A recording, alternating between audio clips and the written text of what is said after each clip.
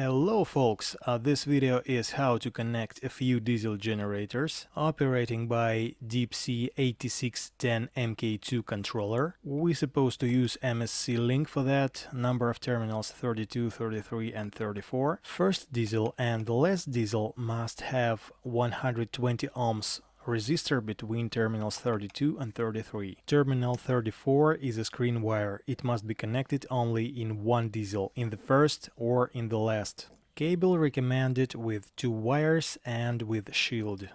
So, right now few diesels connected via MSC link, and I'm standing in the first diesel. If we would measure resistance between terminals 32 and 33, we can see 60 ohms.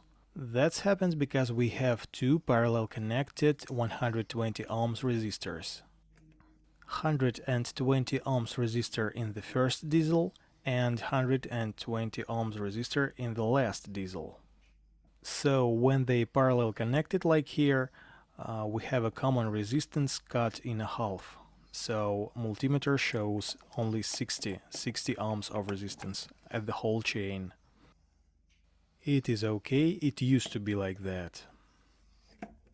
MSC link purpose is to share load between few diesels.